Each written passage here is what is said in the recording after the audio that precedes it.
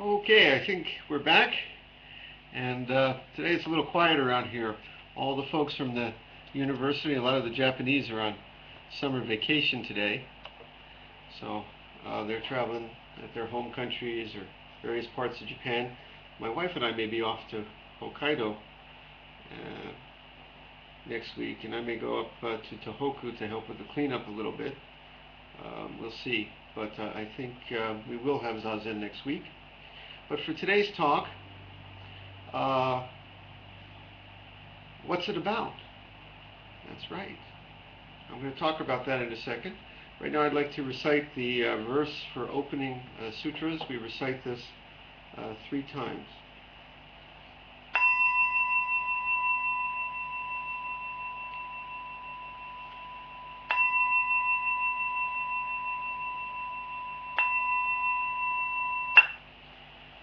The Dharma, incomparably profound and infinitely subtle, is always encountered and rarely perceived. Now we see, hear, receive, and maintain this. May we all realize the Tathagata's true meaning.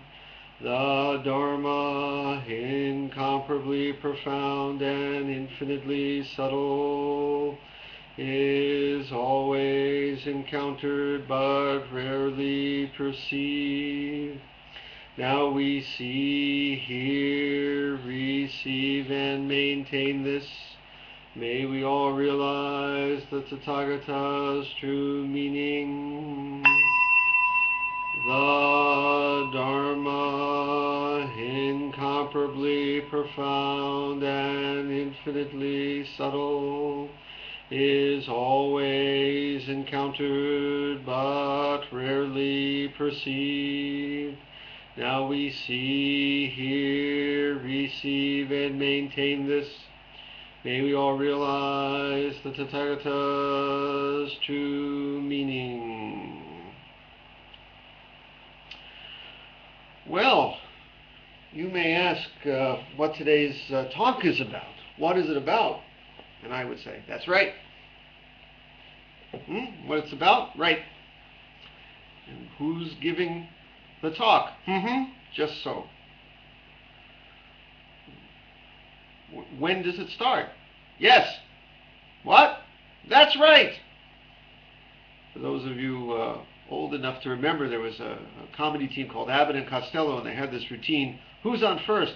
What's on second? Because the baseball player was named Who, and the other one was named What. You know, who's on first? That's right. What? Yes, he's on second. You know, that old routine. Well, that's like our talk today, which is going to be really hard for me because it's about grammar.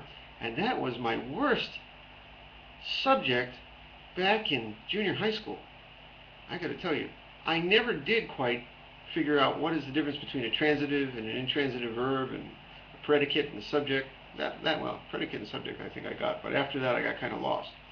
Which, you know, I've been studying languages a lot in my life, picked up 2 or 3 along the way, and somehow I still can't tell a gerund from a, well, you know, all that other stuff. So today's talk is really hard because it's about some of the funky grammar of Zen Buddhism, especially the interrogatives, which are actually declaratives and affirmatives. What's an interrogative, you may say? Yes. What is it? Yes. What? Yes. What is an interrogative, a question word, as so they may explain it on Sesame Street. How? What is it? Who? What? Why? Where? And how, if you're in the newspaper business. Why? Yes! I don't know. But that is what we're talking about today. Question words. You see, Zen answers a lot of big questions about life, about you and me. Like, who Who am I? Yes. What is this? That's right. I hope this becomes clearer in a second. No guarantees. This is a wonderful edition of the Book of Equanimity, sometimes called the Book of Serenity, which is a classic collection of koans that is probably the most cherished in the Soto tradition. And I think as our next book, we are going to actually use this maybe later this year for our reading group, because it's a lovely collection of 100 koans that are cherished in the Soto tradition, and we can go through them in the Soto way of approaching, passing through koans. And of the 100 koans, today's is number 100. Roya's Mountains and Rivers. And it's how a question becomes a declaration. Here's the case. A monk asked Master Kaku Osho of Roya, if the original state is clean and pure and perfect, then why suddenly do rivers and mountains and the great earth arise? Question. If there's something that is beyond this and beyond that, and already clean and pure and perfect, in need of nothing, then why do things bother to arise? Mountains and rivers, the great earth, you and me. If it's already perfect, if it already is in need of nothing, why? Question. To which Master Kaku replied, and it helps to read this because he turns the question into a declaration. If the original state is clean and pure and perfect, with not one thing to add, one thing to take away, nothing in need of changing, it's just perfect, then yes, why? Yes! Suddenly mountains arise, and rivers arise, and you arise, and I arise. Exclamation point. Declaration. Affirmation. Huh? You may ask. You know, there's a famous statement in English. There are a bunch of them. Like, so what's what? I'll tell you what's what. That's what.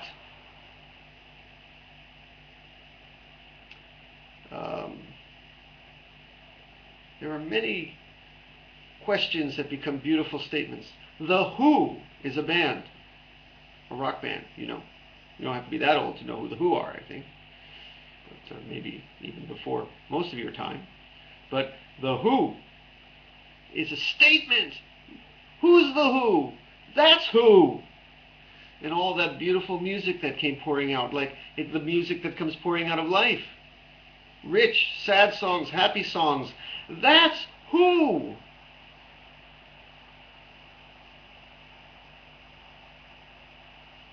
There was that beer commercial a few years ago. Even might be before some of your time too. Folks are getting younger every day. You remember the guys ring the bell though? What's up? What's up? It wasn't a question. It was a declaration, a celebration. Grab a beer.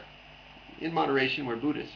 What's up? That's what's up. Hey, what's up, man? What's up? It's not a question. It's a dance. It's a statement. It's an affirmation.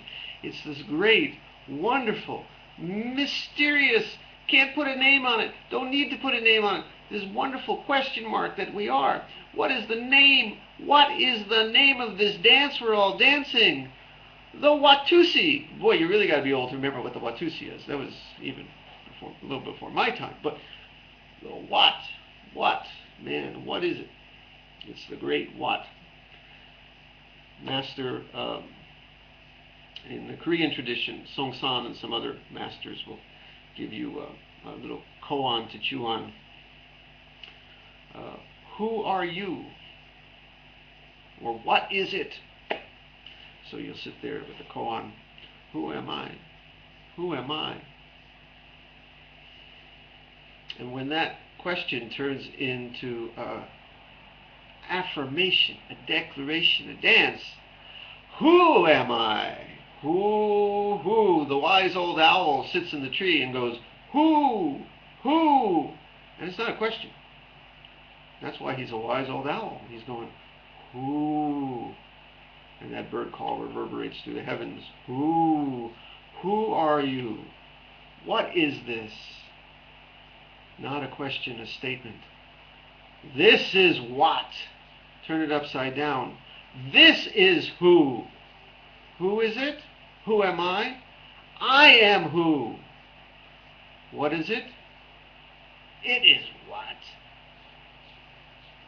Where is it? You may ask where the Buddha is. Is the Buddha here? Where is the Buddha? Is the Buddha there? So where's the Buddha? Yes! What? Where's the Buddha? Yes! Where's the Buddha? Is he over there? Is he over here? Is he neither?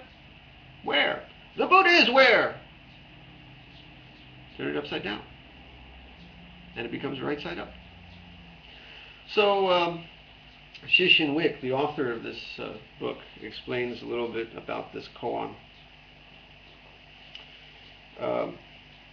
In this case, reading Shishin Wick's book, in this case the monk asked, if the original state is clear and pure and perfect with not one thing to add or take away, sounds a little bit like what we do in Shikantaza, by the way, isn't it? We just sit there and this sitting is clean and pure and perfect with not one thing to add and take away. And yet, life comes and goes, right? Before our eyes. We don't shut it out. Our sitting is this koan. If the original state is clean and pure and perfect with not one thing to add, not one thing to take away, then why suddenly do rivers and mountains and the great earth and you and me arise? If the mind is pure in its original state, why does it suddenly bother to produce mountains? I'm paraphrasing him a little bit. Rivers, earth, and all the phenomena which continually arise, change, decay, and then begin again. In response, Master Roya just repeated the question, but this time made it into a statement.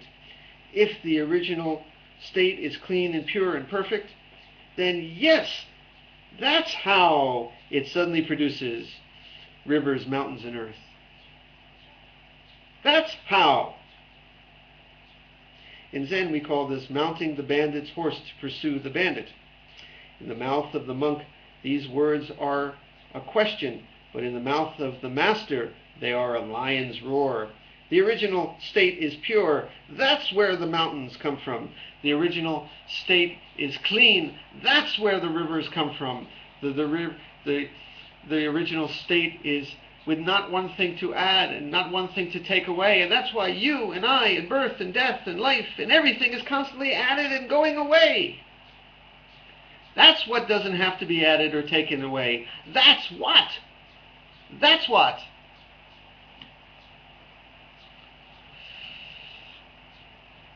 That's what's what.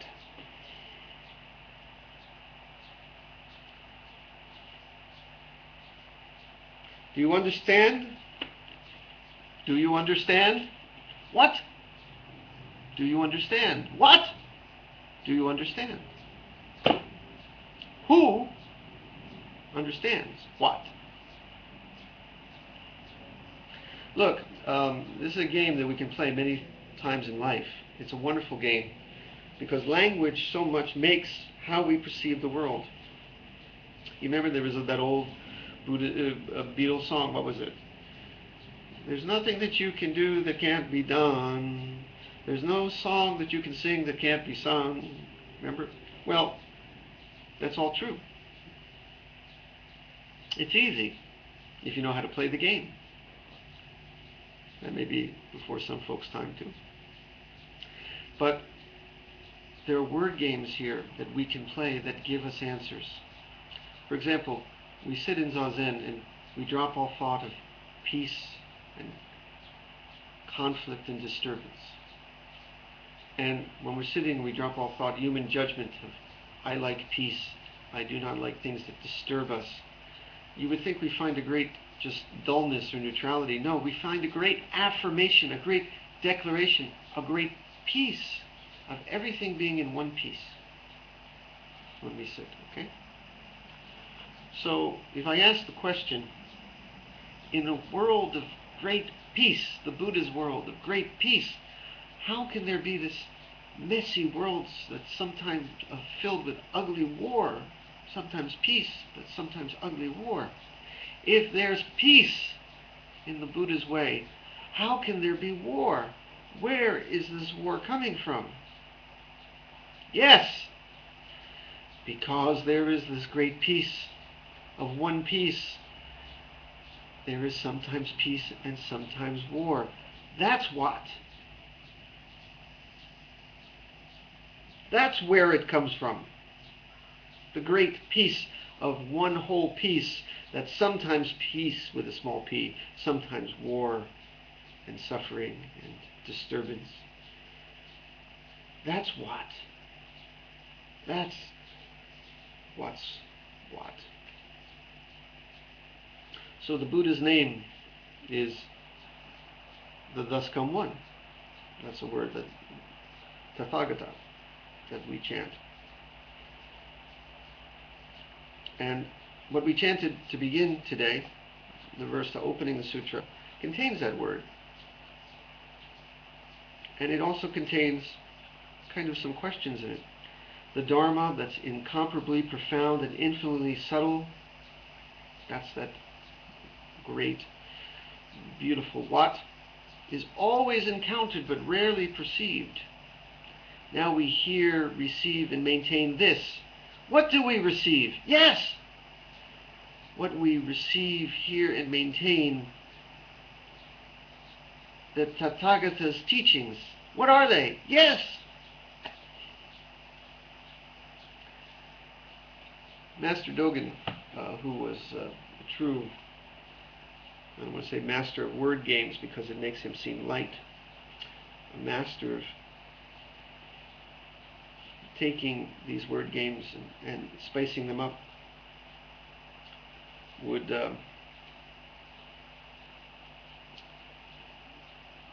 take something like this and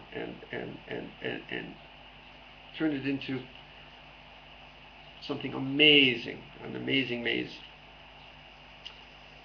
Let me give you an example here. This is from Heejin Kim's book, Eihei Dogen, Mystical Realist. And sometimes to get through Eihei Kim's, Heejin Kim's book, it's a tangle of beautiful words, but this is about Master Dogen's use of question words as affirmations and statements. Dogen, like other Zen Buddhists, was fond of using such interrogative pronouns such as what and how and where to denote the ultimate truth of thusness and emptiness. What? That's what. How? Yes, how. Where? I'm paraphrasing again. For example, from this story, teacher Tatian Weineng, the sixth ancestor, once asked Nanhui Tahui, what is this that thus comes? You know, the Buddha is thusness, that unnameable. What is it? And Dogen said, this saying containing thus is not actually an interrogative, since it just transcends human understanding. We should thoroughly investigate the fact because this is what. All things are always what. And each and everything is this what. You're what. I'm what. That's what's what. This what is not an interrogative. It is the very coming of thusness. Reminds me of the name that God gave one time. What are you, God? I am what I am. Maybe the statement from the Buddhist truth is only a little different in this way. I am what I am seems like something fixed, but this is live, constantly moving. It's what comes. So maybe God would have said, if he was the talking as the Tathagata, that which comes. I am coming as. Wait a second. I come as that which comes. That which is coming is coming.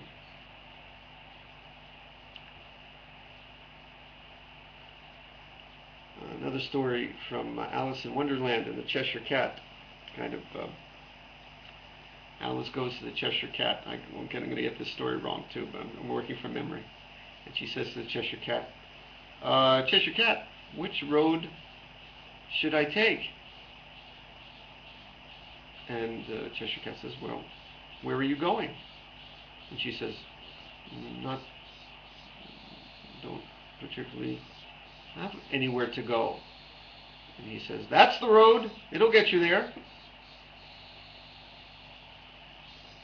Which road? The road will get you where you're going. Whichever road you take, that's where you're going. That's where. Where am I going? You're going where the road goes. Which road? The road you're taking. Which? That one. Where? That's the place. How do I get there? Take the road. Will the road get me there? Road will get you there. From here. Which is where?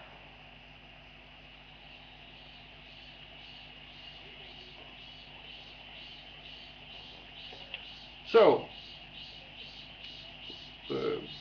Hee-Jin Kim continues to explain Dogen. In asking the question, what is this that thus comes? What is this that thus comes? What is the Buddha nature? What is the Buddha? What is all of this? What is this that thus comes? We already know what the answer is to what. What is that which thus comes? What is it that thus comes? That which thus comes is what is that which thus comes. I feel very Jewish. I don't know if you know Jewish accents, but there's a way of saying something if you have a question in Jewish that answers the question. Oh, why is this happening? Why is this happening? Why is this happening? Why is this happening? Why is this happening? Why? That's why. And if it wasn't happening, we'd all be dead. So be very happy it's happening. That's why. Because if it wasn't happening, nothing would be happening, and we wouldn't be alive. So be very grateful that life is happening. That's why. That's how my grandfather might answer questions if you'd ask him. Is there a God? Don't ask me, ask God. You know, that kind of question. Okay. So what is thus coming?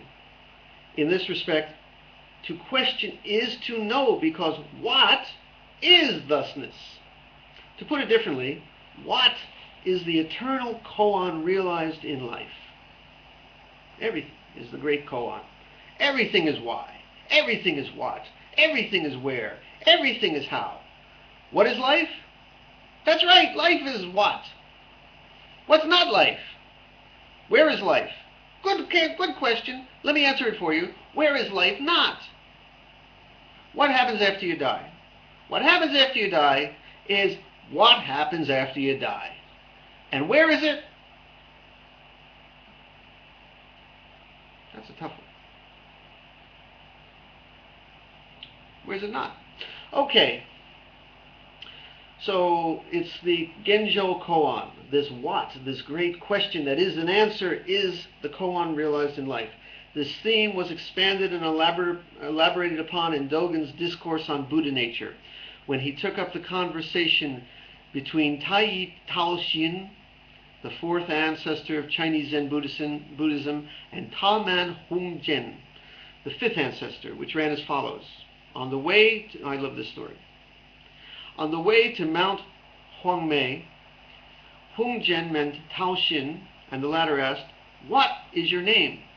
Now, to explain this story, you got to know that what in Chinese is ho.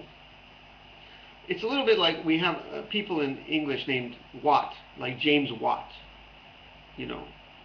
or W-A-T-T. But you can have the name in Chinese that means what, right? So this guy's name was Ho, which means what. So the latter asked, "Hey, what is your name?" And Hongzhen replied, "Although I have a name, it is not an ordinary name. What is it?" And the teacher, the other fellow replied, "What is it? It is Buddha's nature. That's what." Now, what is it? It's Buddha nature. That's what. What is Buddha nature? That's what.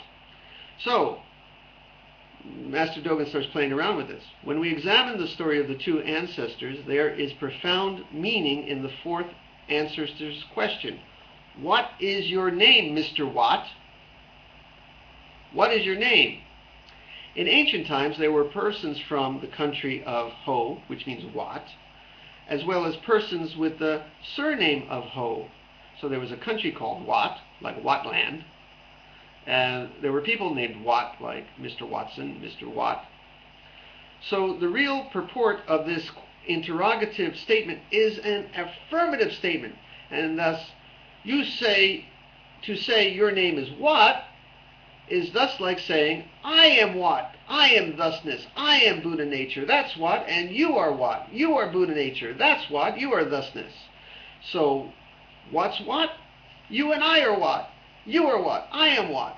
Hello. It's all Buddha nature. That's what.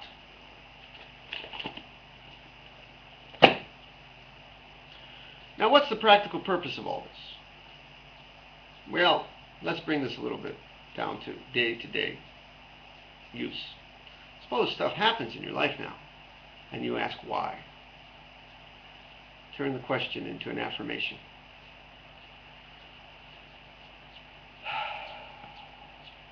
Why did my wife leave me? In this life, why on earth did my wife leave me?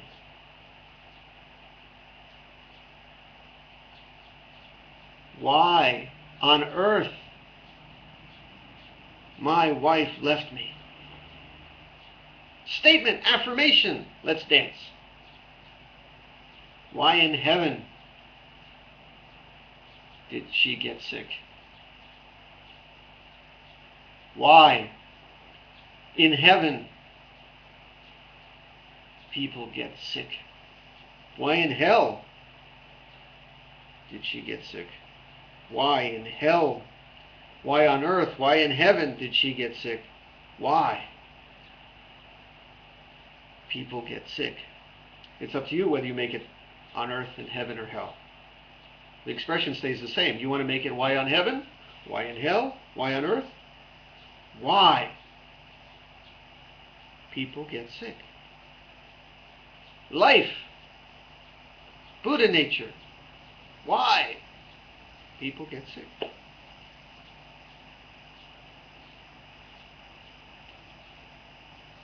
Why does it rain? I'm not going to give you a scientist answer. Why does it rain? Why it rains? Why is the sun shining? Why the sun shines? Such is life. This why, this what is pointing to something beyond words, beyond name, beyond definition. But it is everything. Where is it? Is it here? Can't limit it to that. Is it there? Can't limit it to that. Where is it? Yes! What is life? Yes!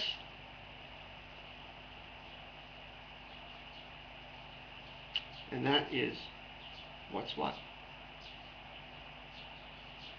Shall we sit with that, or better, shall we sit with what?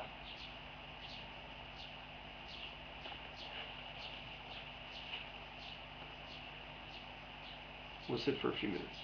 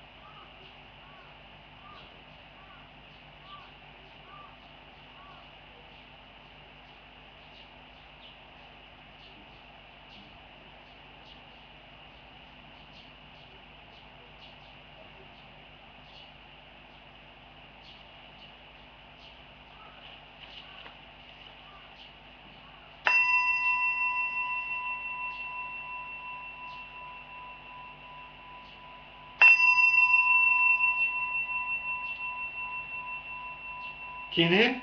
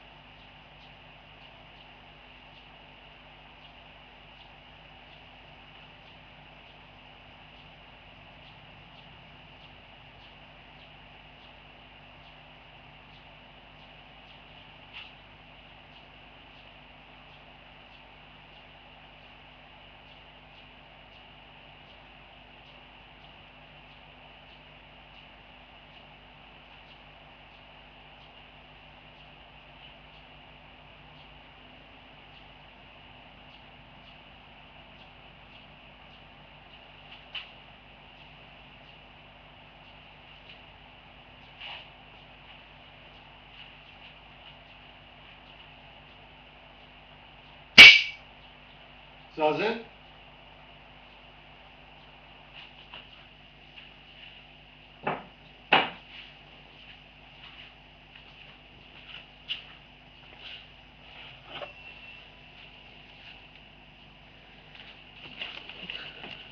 Go off the air for a moment.